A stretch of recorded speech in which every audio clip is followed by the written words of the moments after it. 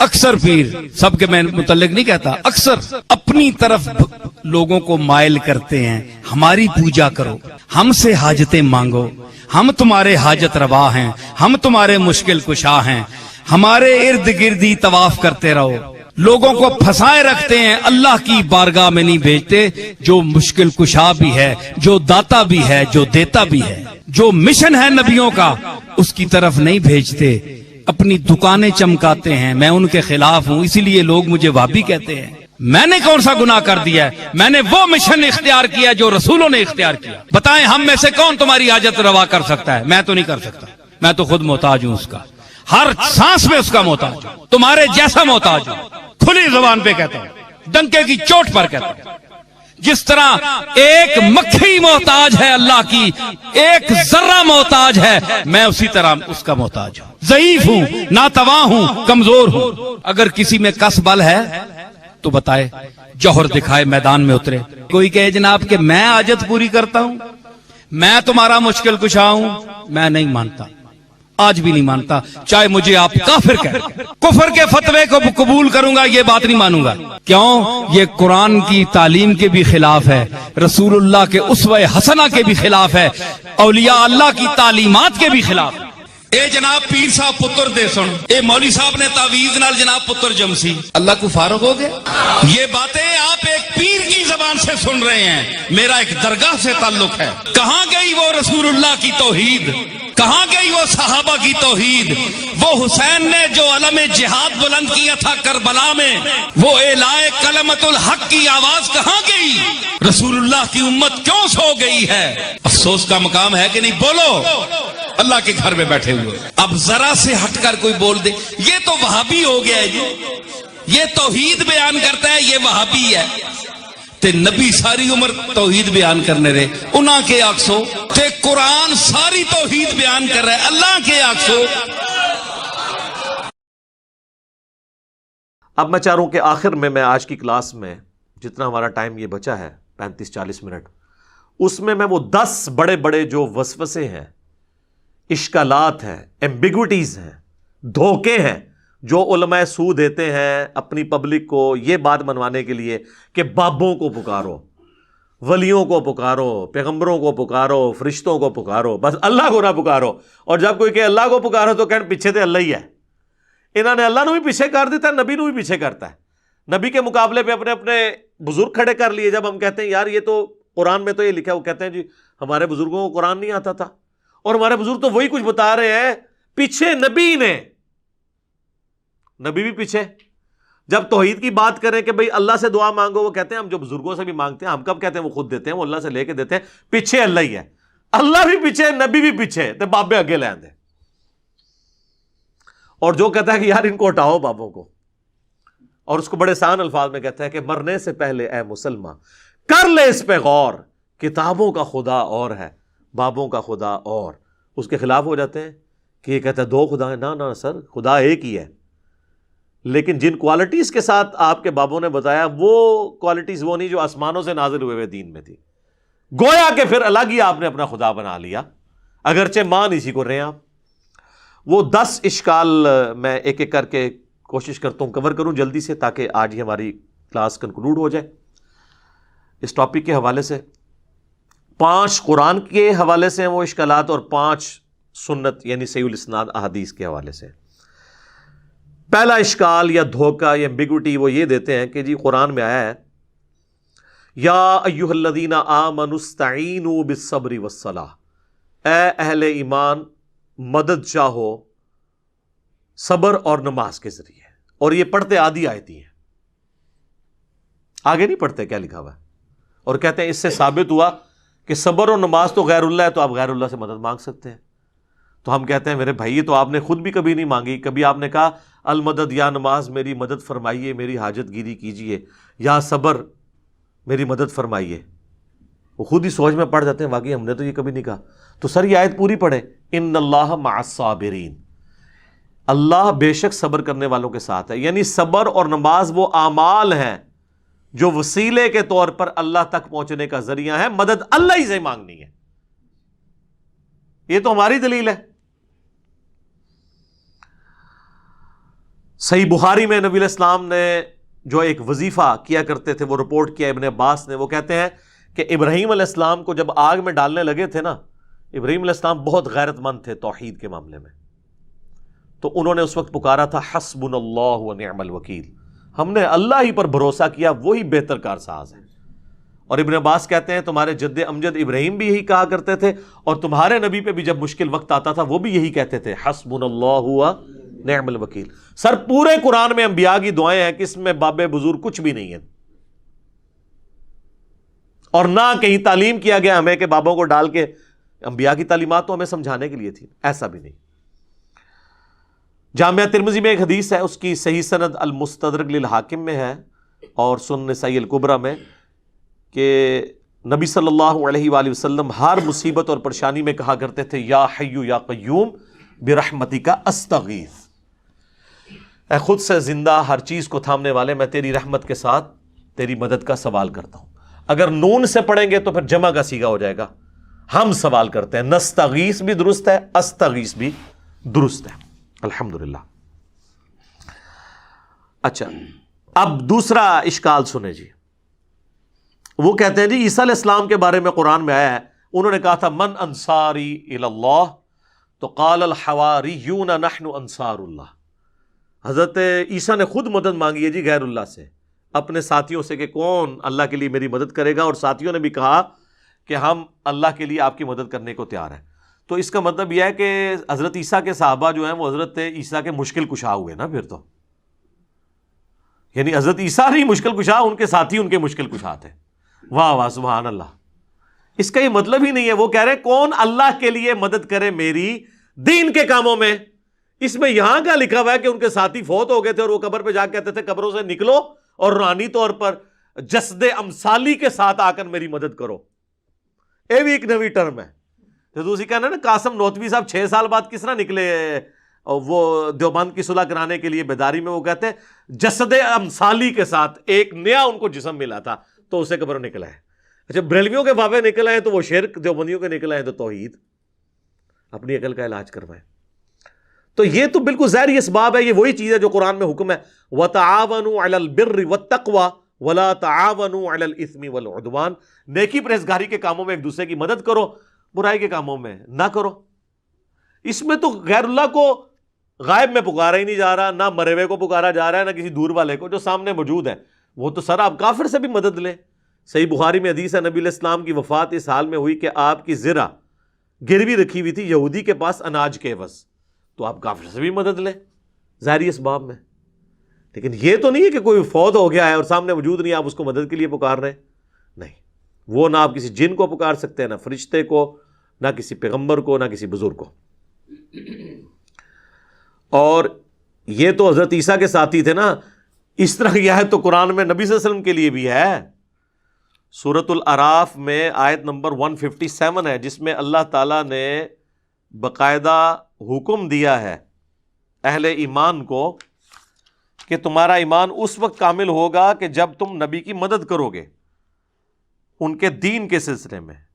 فالذین آمنوا بہ وعزروہ، جو ان پر ایمان لے کر آئے پھر ان کی عزت کی، ونصروا، اور ان کی مدد کی، واتبعوا النور الذی انزل معہ، اور پیروی کی اس قرآن نور کی جو ان کے ساتھ نازل ہوا، اولئک هم المفلحون، وہ ہے فلاح والے. ہم آج بھی نبی علیہ السلام کی مدد کر سکتے ہیں ان کے دین کی اشاعت کر کے.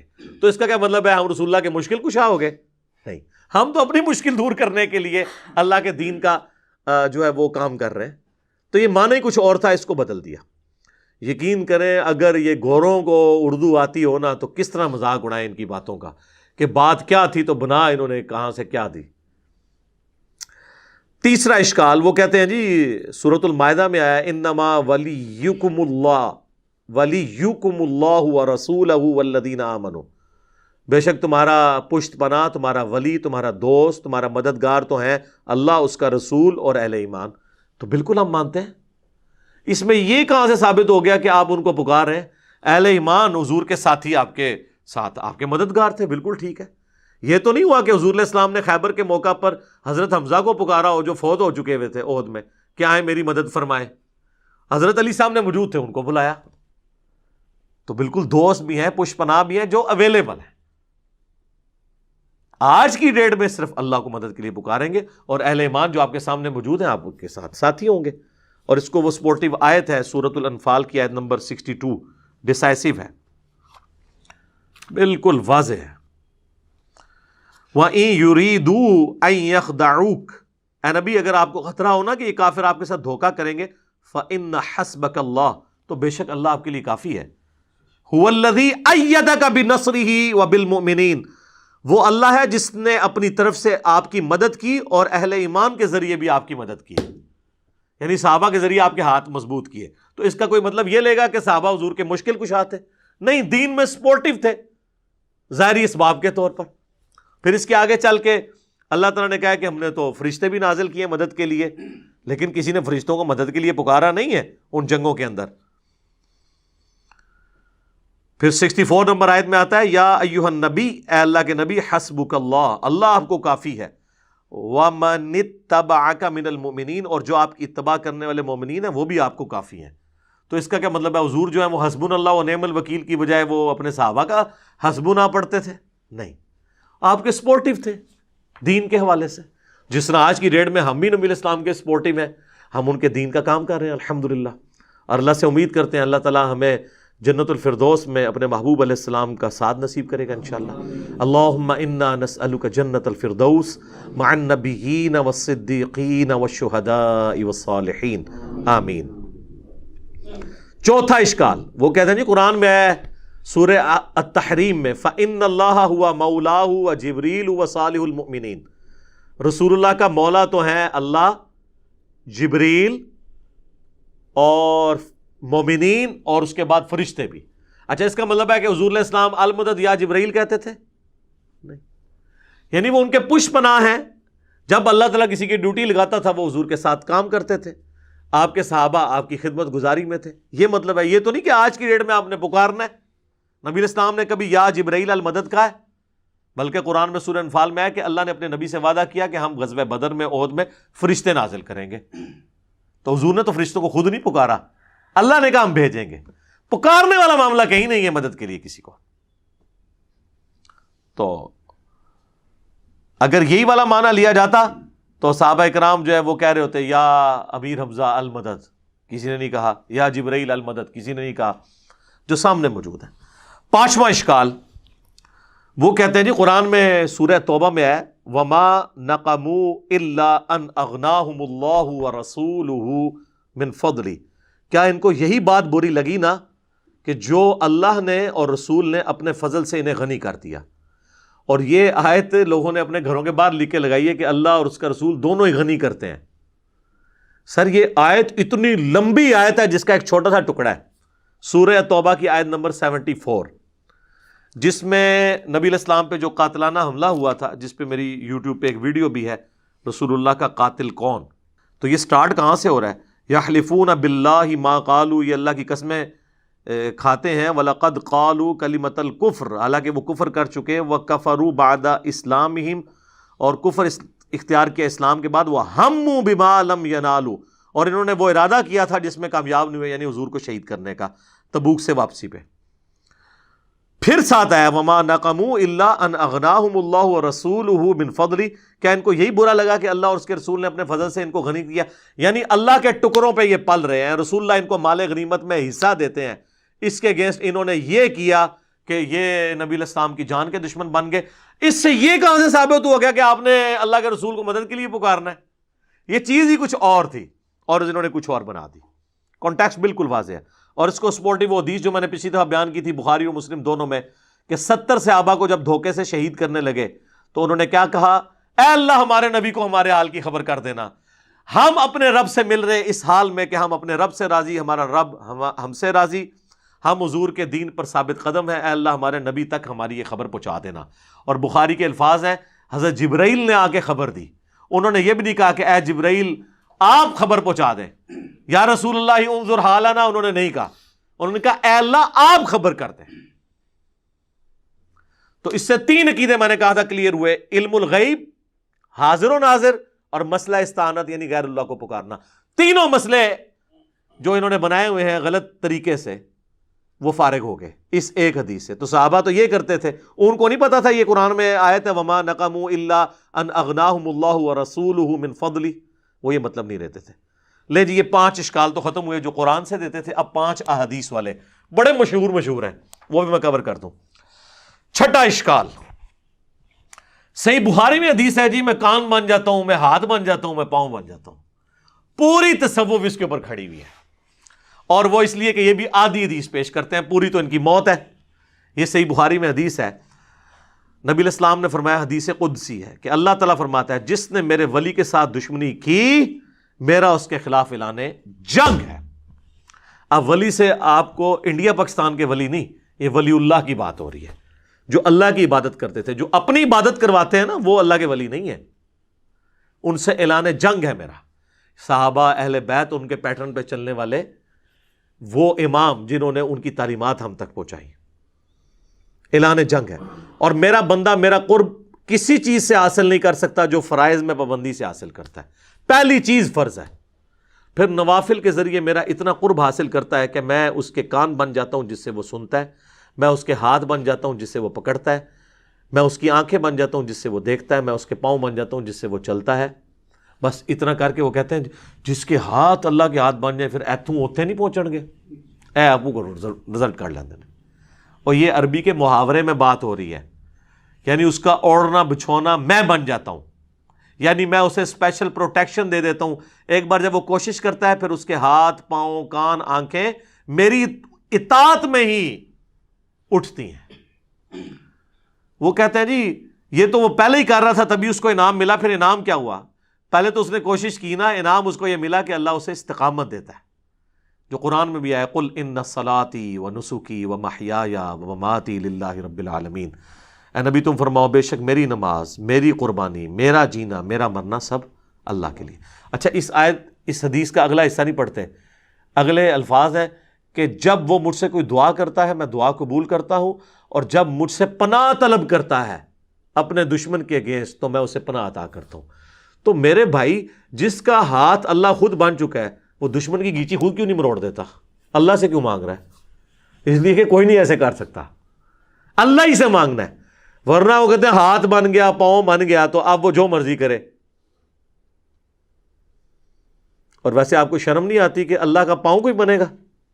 اس کا فزیکل معنی آپ لیں گے کہ اللہ کسی بزرگ کا پاؤں ہے, تو پھر آپ پہ 295C لگے گی. آپ اس پیغمبر کی بھی توہین کریں گے اور اللہ کی بھی. تو یہ بات ہو رہی ہے محاورتاً, اور آگے الفاظ حدیث کے اس کی حفاظت کر رہے ہیں. لہٰذا یہاں سے دھوکہ دینا بند کریں. اور اس کو سپورٹیو حدیث ہے بخاری مسلم دونوں میں, اما عائشہ کہتی ہیں جب بادل نظر آتے نا اور آندھی چلتی تو ہم لوگ خوش ہوتے کہ بارش آئے گی, اور حضور صلی اللہ علیہ وسلم کے مبارک چہرے پر پریشانی کے آثار آ جاتے ہیں. تو میں کہتی اللہ کے نبی لوگ تو خوش ہو رہے ہیں بارش آئے گی اور آپ پریشان ہو رہے ہیں. تو آپ فرمایا کرتے اے عائشہ مجھے کیا پتا کہ ان بادلوں سے آگ برسے گی یا بارش کا پانی. تو کسی نے نہیں کہا یا رسول اللہ آپ کو نہیں پتا بارش کا پانی برستا ہے.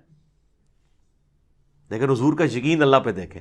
پھر آپ نے سورہ الاحقاف کی وہ آیت تلاوت کی کہ قوم عاد پہ عذاب اسی طریقے سے آیا تھا کہ سخت گرمی کے بعد ایک بادل نمودار ہوا اور وہ ساری قوم اس کے نیچے آ گئی اور کہا کہ ابھی بارش برسے گی, اس میں سے آگ نکلی, سب ہلاک ہوئے. حضور نے سورہ احقاف کی آیت پڑھ کے کہا کہ مجھے بتاؤ عائشہ مجھے کیا پتا کہ اس بادل میں سے عذاب آنے والا ہے یا اللہ کی رحمت.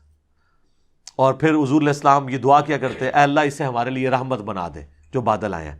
اگر حضور علیہ السلام اپنے بارے میں کہہ رہے ہیں کہ مجھے نہیں پتا کہ اس میں سے کیا ہونا ہے, تو آپ بابوں کے بارے میں کیا کہہ سکتے ہیں؟ وہ اشارہ کر کے یہ کر دیں گے تو وہ کر دیں گے. حضور علیہ السلام کا ذرا یقین دیکھیں کہ فیصلے اللہ نے کرنا ہے. تو میرا خیال ہے یہ کافی ہے. ہاتھ بن جاتا ہوں پاؤں بن جاتا ہوں, اس کی اگر پریکٹیکل مثال ہوتی تو نبی علیہ السلام کی مبارک ذات ہوتی. البتہ اس میں جہاں معجزات ہیں وہ ہم مانتے ہیں, جو بخاری مسلم میں آپ نے دعا کی بارش نازل ہو گئی, پھر اگلے خطبے میں وہی بندہ کھڑا ہوا پورے ہفتے تک بارش ہوتی رہی, اس نے کہا یا رسول اللہ ہمارے تو گھاٹ ٹپک رہے ہیں, تو آپ نے مبارک انگلی سے اشارہ کیا, اللہ تعالیٰ نے آپ کی دعا قبول کی, وہ معاملہ علیحدہ ہے. یہ تو رپورٹ ہوئی ہیں چیزیں. آپ جو بابوں کے بارے میں سٹوریاں بتا رہے ہیں وہ کوئی رپورٹ نہیں ہوئی ہیں, سب جعلی ہیں. اور اگر آپ کہتے ہیں اصلی ہے تو کر کے بتاتے سر, اے گھوڑا تو اے میدان. ایک نگاہ مار کے یوٹیوب سے نبی علیہ السلام سے متعلق گستاخانہ ویڈیو ڈیلیٹ کرا دیں تو بزرگی کس دہڑے کام آنی ہے؟ کس دن کام آئے گی آپ کی بزرگی؟ آئے نا. ہمیں تو آپ کہتے ہیں امت مر جائے اگر حضور کے گستاخانہ خا کے مان رہے ہیں. امت تو بعد مرے، پہلے وہ بابے کیوں نہیں مر جاندے جنہوں کی ڈیوٹیاں نے؟ ان کے پاس تو اختیار بھی ہے اور وہ امتی نہیں ہے، انہیں اپنے نبی کا درد نہیں ہے، ان کو تو ہم سے زیادہ ہونا چاہیے نا. تو آپ یہ بھی کہا کریں وہ سارے بابے بھی مر جان جنہوں کو اختیار ہے نگاہ مار کے ڈیلیٹ کرنے کا، وہ نہیں کروا رہے. علمی طور سے تو ویسے مر گئے نے ہوں، تو دوسرے طریقے نال بھی مارنا ہے جو اس طریقے نال مارو، ساڑی جان چھڈو. اچھا جی، 7واں اشکال وہ کہتے ہیں نہیں، مسلم شریف میں حدیث ہے حضور نے ایک صحابی سے کہا کہ مانگ کیا مانگتا ہے؟ حضرت ربیعہ سے جو وضو کروایا کرتے تھے، سل ربیعہ. تو انہوں نے کہا جنت میں آپ کا پڑوس مانگتا ہوں. تو دیکھیں حضور نے جنت عطا فرما دی. سر یہ حدیث پوری تو پڑھے، اس کے آگے الفاظ ہیں، نبی علیہ السلام فرمایا اس کے علاوہ بھی کچھ مانگنا ہے تو مانگ لو. کہا نہیں یا رسول اللہ آپ کا پڑوس ہی چاہیے. تو آپ نے فرمایا کثرت سجود سے میری مدد کر.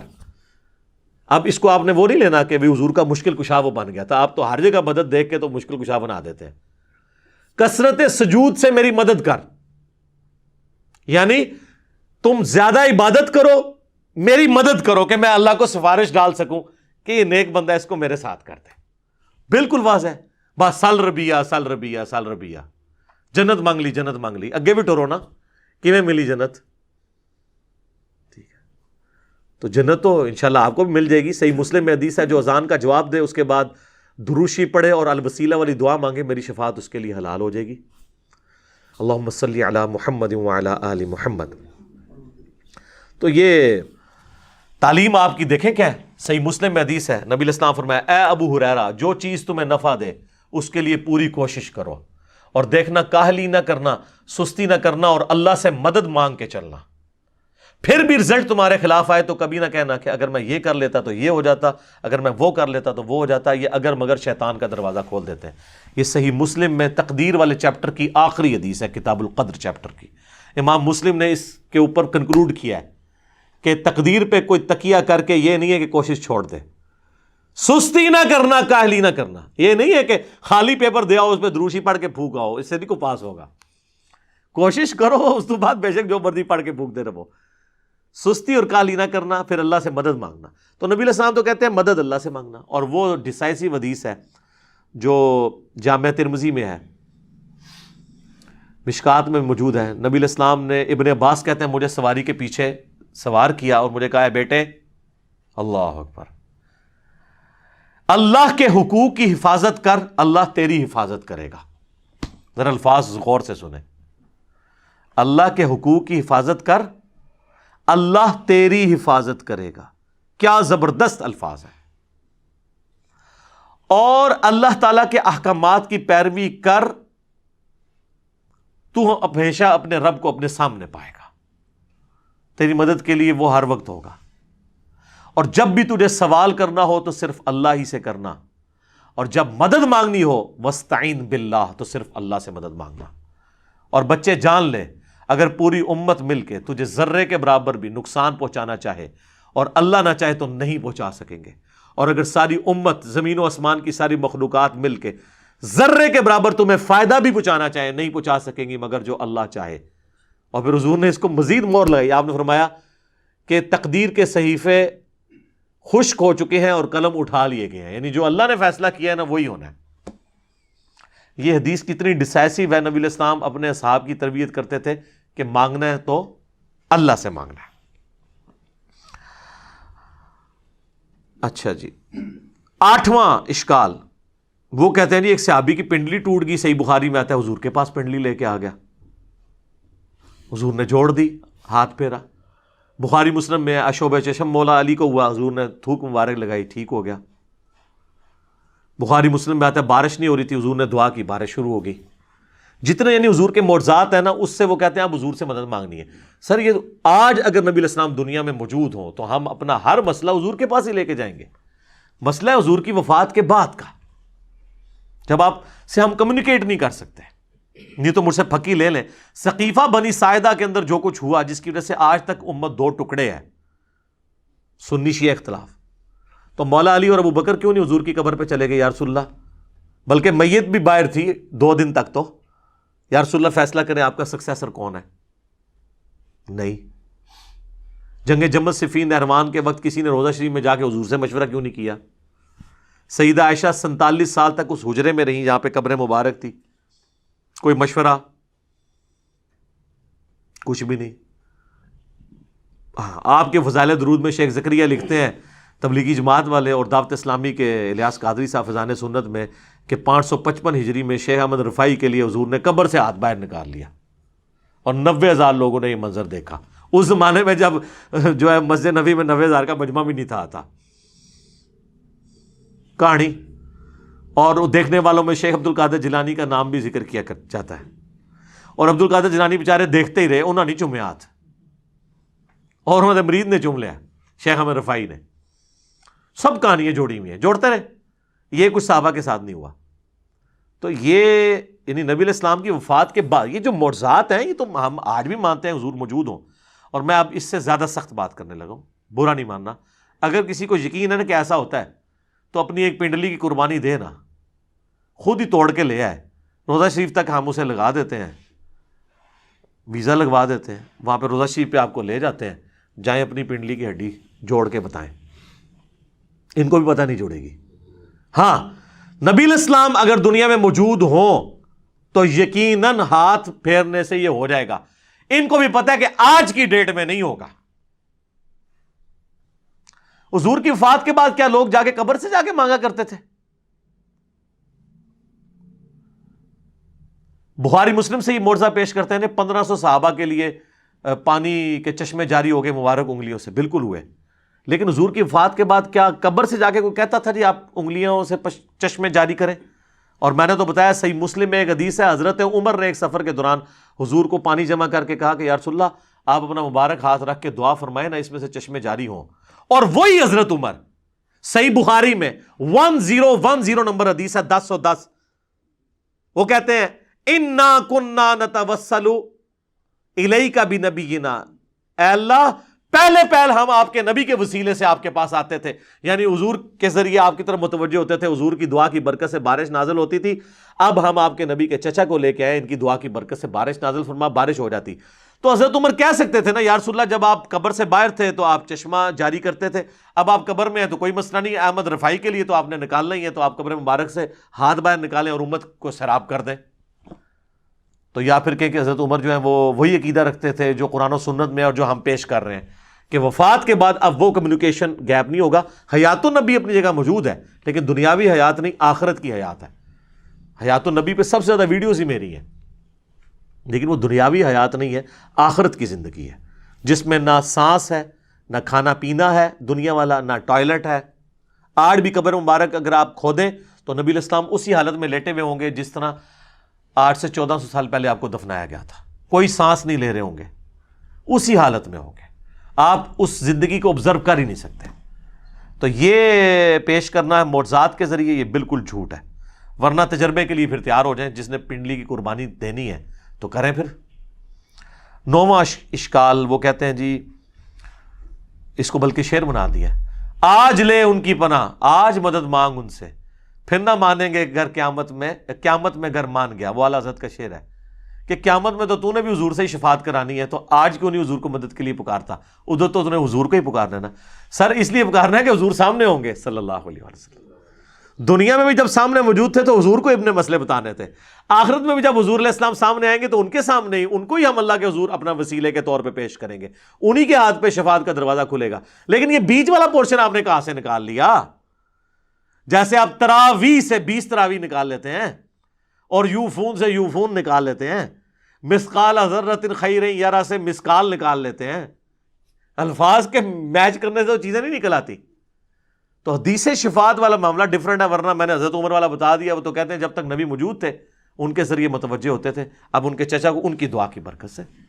وہ کہتے ہیں جی مصنف ابن ابی شیبہ میں ایک روایت ہے اور حافظ ابن کثیر نے بھی نقل کی ہے سورہ نساء کی آیت نمبر جو 64 ہے، وَلَوْ أَنَّهُمْ إِذْ ظَلَمُوا أَنفُسَهُمْ جَاءُوكَ، جب اپنی جانوں پر ظلم کرو تو حضور کی خدمت میں حاضر ہو جاؤ، حضور شفاعت کریں گے تو اللہ توبہ قبول کرے گا. اس آیت کے کانٹیکسٹ میں ابن کثیر بھی لے کے آئے کہ ایک جو ہے نا وہ اعرابی حضور کی قبر پہ حاضر ہوا اور کہا یا رسول اللہ قرآن میں تو حکم ہے کہ یہ حکم حضرت عمر کو نہیں پتا تھا. اور ایک پینڈو کو پتہ چل گیا، اپنی عقل کا علاج کراؤ. اسی لیے کہا گیا نا علیکم بسنتی و سنت الخلفاء الراشدین المہدیین. صحیح بخاری 1010 میں تو حضرت عمر کہہ رہے ہیں اللہ جب تک نبی موجود تھے ہم ان کو وسیلے کے طور پہ پیش کرتے تھے، اب ان کے چچا کو لے کے آئے ہیں. تو حضرت عمر کو نہیں پتا تھا میں جا کے ڈائریکٹ پہ قبر پہ جا کے وَلَوْ أَنَّهُمْ ظَلَمُوا أَنفُسَهُمْ جاؤ کا پڑھ لوں. Point to be noted. تو وہ کہتے ہیں بھی وہ خواب میں حضور کی زیارت ہوئی اور کہا کہ عمر کو میرا سلام کہنا، اور کہنا ان قریب بارش ہو جائے گی. اور کئی کہتے ہیں قبر سے آواز آ گئی، عمر کو سلام کہنا اور اسے کہنا عوام پہ نرمی کرے. سر یہ مصنف ابن ابی شیبہ میں جو روایت ہے نا، اس میں آمش مدلس ہے اور ان سے روایت کر رہا ہے اور سما کی تصریح نہیں ہے. اور صحیح مسلم کے مقدمے میں امام مسلم نے یہ پیٹ رول لکھا ہے کہ مدلس کی آن والی روایت سما کی تصریح سے کے بغیر، حدثنا یا اخبرنا کے بغیر قابل قبول نہیں ہوگی. ایک جعلی روایت کو لے کے عقیدہ گھڑ رہے ہیں جو بخاری کی 1010 نمبر حدیث کے بھی خلاف ہے اور قرآن کی اس آیت کے کانٹیکسٹ کے بھی خلاف ہے. سر یہ قرآن ذرا کھولیں، سورہ نساء کی آیت نمبر 64 میں اللہ تعالیٰ نے منافقین کو کہا ہے کہ یہ طاغوت کے پاس فیصلے کرواتے تھے، حالانکہ نبی علیہ السلام کو اپنا حکمران مانا ہوا تھا، اوپر سے کلمہ گو تھے اندر سے منافق تھے. تو اللہ تعالیٰ نے فرمایا کہ اب جو انہوں نے ظلم کیا نا کہ اپنا فیصلہ کافروں سے کروایا، تو اب ان کو چاہیے حضور کے سامنے آئے، حضور سے معافی مانگے، آپ صلی اللہ علیہ وآلہ وسلم اللہ کے حضور ان کی شفاعت کریں کہ جو انہوں نے یہ مس بیہیو کیا کہ بجائے حضور کو جج ماننے کے جا کے یہودیوں سے فیصلہ کروایا، پھر اللہ ان کو معاف کرے گا. وہ تو کنٹیکسٹ ہی ڈیفرنٹ تھا، اس کو آپ نے پکڑ کے حضور کی وفات کے بعد کیسے لگا دیا؟ بات کون سی تھی؟ اور وہ کہتے ہیں یہ آیات جنرلائز ہیں. اچھا جی جنرلائز ہیں تو وَلَوْ أَنَّهُمْ إِذْ ظَلَمُوا أَنفُسَهُمْ جَاءُوكَ اس کے تحت سقیفہ بنی ساعدہ پھر کیوں ہوا؟ جنگ جمل صفین نہروان کیوں ہوئی؟ صحابہ کیوں نہیں قبر رسول سے جا کے فیصلہ کرواتے رہے؟ اس وقت تو قبر میں بھی نہیں نبی علیہ السلام گئے تھے، 2 دن تک تو میت مبارک باہر تھی، جنازہ جاری تھا، کسی کو وسوسہ بھی نہیں آیا کہ حضور سے ہی جا کے پوچھ لیں، کیونکہ اس زمانے میں عقیدے نہیں ہوا کرتے تھے. یہ آج کے جھگڑے ہیں جی، عطائی ذاتی، مستقل بذات، غیر مستقل بذات، پتہ نہیں کیا کیا کہانیاں بنائی ہوئی ہیں. اور جناب صحیح مسلم میں حدیث ہے، ایک صحابی نے حضور کے سامنے خطبہ دیتے ہوئے کہا میں یطیع اللہ و رسولہ فقد رشدا، جو اللہ رسول کی اطاعت کرے وہ کامیاب ہوا، ومن یعصہما اور جس نے ان دونوں کی نافرمانی کی فقد غوا وہ گمراہ ہو گیا. آپ نے فرمایا بئس الخطیب انت، کتنا برا خطیب ہے تو نے یہ کیوں کہا ان دونوں کی؟ حالانکہ جملہ کانٹیکسٹ کے ساتھ درست تھا کہ جو اللہ رسول کی اطاعت کرے وہ کامیاب ہوا، جو ان دونوں کی نافرمانی کرے وہ ناکام ہوا. لیکن حضور نے فرمایا دونوں نہیں کہنا، اللہ ایک ہے. تمہیں کہنا چاہیے وَمَن يَعْصِ اللَّهَ وَرَسُولَهُ فَقَدْ غَوَىٰ. اس نے نہیں آگے سے کہا کہ ہک ہے جڑا ہک کی ڈھوں آکھے وہ کافر و مشرک ہے. وہی مواحد ہے جڑا ہک کی ڈھوں آکھے. اور ابو داؤد میں آگے الفاظ ہیں، آپ نے فرمایا قم اذهب، اٹھ نکل ادھر سے، تو نے مجھے اللہ کے ساتھ شامل کر دیا. اور مسند احمد میں اور امام بخاری کی کتاب الادب المفرد میں ایک صحابی نے کہہ دیا یا رسول اللہ ما شاء اللہ و شئت، اے اللہ کے رسول جو اللہ چاہے اور جو آپ چاہیں. آپ نے فرمایا اجعلتنی للہ عدلا، اجعلتنی للہ ندا، کیا تو نے مجھے اللہ کے مقابلے پر کھڑا کر دیا؟ قل بل ما شاء اللہ وحدہ، بلکہ کہہ جو اکیلا اللہ چاہے. اس نے نہیں کہا یا رسول اللہ میں آپ کو عطائی مان رہا ہوں، غیر مستقل بذات مان رہا ہوں، اور میں اللہ کی اطاعت سے ہی مان. اس زمانے میں یہ کہانیاں نہیں سناؤندیاں بھائی، اردو دین سیدھا سیدھا سی. ٹھیک ہے، تو اسی واسطے اسی سیدھا سیدھا دین اتوں بیان کر رہے ہیں، کتاباں والا دین اللہ کے فضل سے. آخری اشکال ہے جی 10واں، جس میں میرا پورا لیکچر بھی ہے، مجھے تم سے شرک کا خوف نہیں. وہ کہتے نہیں یہ کہانیاں اپنی ایک اور رکھو، شرک کا کوئی خوف ہی نہیں رہا. اچھا نہیں خوف ہے تو یہ صحیح مسلم میں کیوں حدیث ہے، صحیح بخاری میں کہ دیکھنا میری شان کو اس طرح بلند نہ کرنا جس طرح عیسیٰ ابن مریم کو ان کے ماننے والوں نے کیا، میں اللہ کا بندہ اور اس کا رسول ہوں، مجھے اللہ کا بندہ اور رسول ہی کہنا. تو کسی نے نہیں کہا یا رسول اللہ آپ کو تو گارنٹی ہے وہ میں شرک نہیں کرے گی، تو آپ یہ ہمیں نصیحت کیوں کر رہے ہیں؟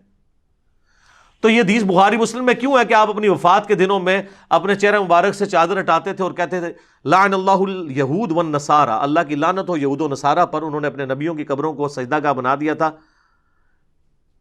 تم میری قبر کو سجدہ گاہ نہ بنانا.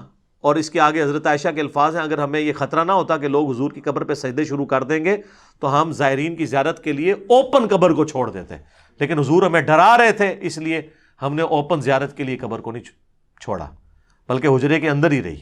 اب تو خیر وہاں اجازت سے بھی کوئی نہیں اندر جا سکتا. تو کسی کو نہیں پتا تھا مجھے تم سے شرک کا خوف نہیں. تو اس پہ میری پوری یوٹیوب پہ ویڈیو پچھلے دنوں ریکارڈ ہوئی ہے، مجھے تم سے شرک کا خوف نہیں. یہ حضور علیہ السلام نے صحابہ کو اور صحابہ کے پیٹرن پہ چلنے والی ایک خاص اسکول آف تھاٹ کو یہ بات کی تھی کہ قیامت تک ایک میرا امت کا گروہ ایسا ہے جو بخاری مسلم میں آتا ہے کہ وہ قیامت تک حق پہ قائم رہے گا. باقیوں کے لیے نہیں آیا. وہ تو ابو داؤد میں خود ہی آپ کہتے ہیں 72 جہنم میں جائیں گے اور ایک جنت میں جائے گا. حضور اس زمانے میں وہ صحابہ تھے جن سے شرک کا خوف نہیں تھی، اور صحابہ کے زمانے سے قیامت تک ایک گروہ. ورنہ تو یہ خود بھی مانتے ہیں کہ نصیریہ جو علی اللہ کہہ رہے ہیں اس وقت وہ یہود و نصارہ کا گروہ ہے، کوئی شیعہ سے نکلا ہے. قادیانی جو ختم نبوت میں شرک کر رہے ہیں سنیوں سے نکلے ہیں. اور حلولیہ جن کو کشف المعجوم میں خود علی اجویری صاحب نے کہا یہ گمراہ فرقہ ہے جو کہتے ہیں بندے کے اندر اللہ گھس جاتا ہے، یہ شرک نہیں ہے. اور وہ انہوں نے لکھا ہے یہ اہل سنت کے جو گمراہ فرقے ہیں ان میں سے ایک فرقہ ہی ہے. خود انہوں نے مانا ہے کہ سنیت دے جڑے 12 فرقے نے 10 حق ہوتے نے 2 گمراہ نے، انہیں کی حلولی ہے کہ وہ حلول کا عقیدہ رکھتا ہے. تو یہ شرک تو ہوا ہے. اور اس حدیث کی شرح آپ ابن حجر اسقلانی کی فتح الباری پڑھ لیں یا عمدۃ القاری جو ہے پڑھ لیں بدر الدین عینی کی. دونوں نے لکھا ہے کہ یہ پوری امت کے لیے گارنٹی نہیں ہے، خاص طبقے کے لیے ہے، ادروائز امت میں لوگ شرک میں مبتلا ہوئے ہیں. صحیح مسلم میں حدیث ہے جس کے جنازے میں 40 ایسے لوگ شریک ہوں جو شرک نہ کرتے ہوں تو ان کی شفاعت قبول کر لی جائے گی. تو جنازہ تو پڑھتے ہی مسلمان ہے. بخاری مسلم میں حدیث ہے جب یہ آیت نازل ہوئی سورہ الانعام کی آیت نمبر 82 الذین آمنوا ولم یلبسوا ایمانہم بظلم اولئک لہم الامن وہم مہتدون، جو ایمان لائے اور ایمان کے ساتھ شرک نہ کیا وہی قیامت والے دن امن میں ہوں گے. تو صحابہ نے کہا یا رسول اللہ شرک کون نہیں کرتا ہوگا، ظلم کون نہیں کرتا ہوگا. وہ صحابہ تو چھوٹے سے گناہ کو بھی ظلم سمجھتے تھے. تو حضور نے فرمایا یہاں ہر ظلم نہیں، اس ظلم سے مراد ہے ان الشرک لظلم عظیم.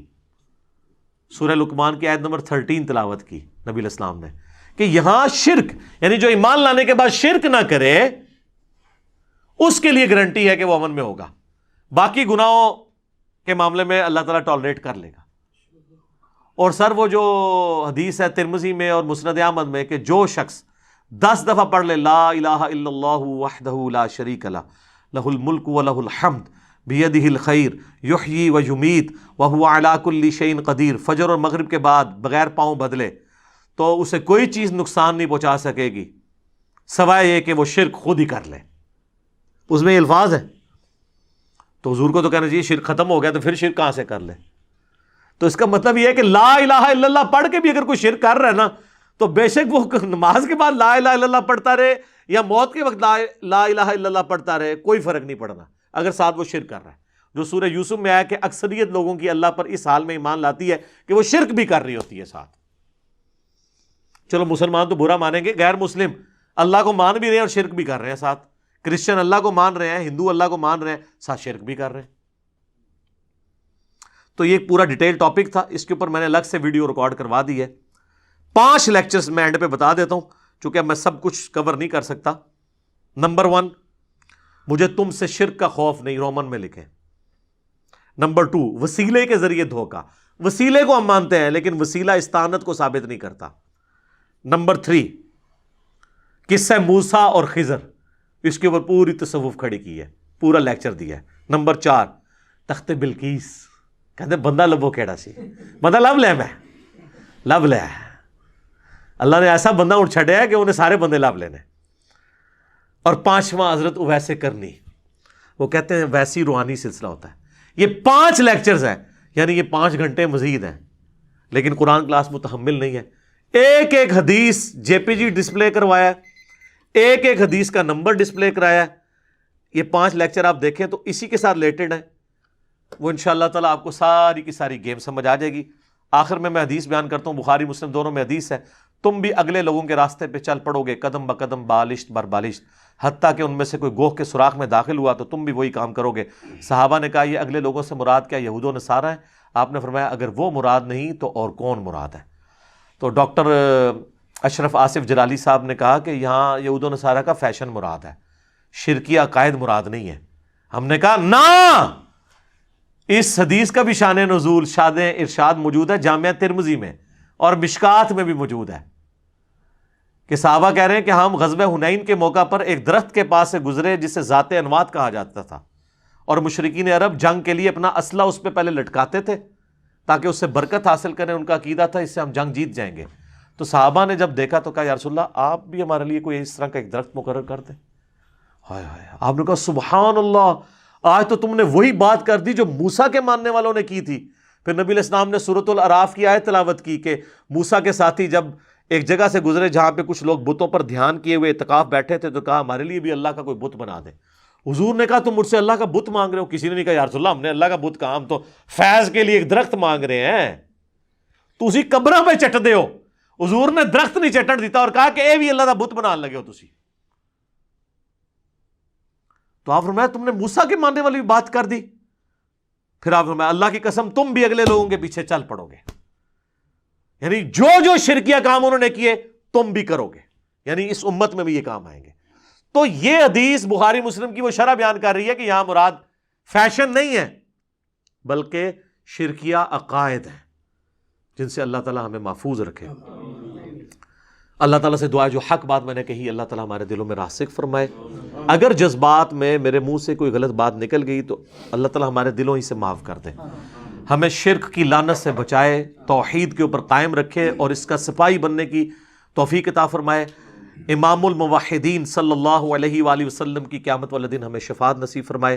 سبحانک اللہم وبحمدک اشہد ان لا الہ الا انت استغفرک واتوب الیک وما علینا الا البلاغ المبین۔ جزاکم اللہ خیرا۔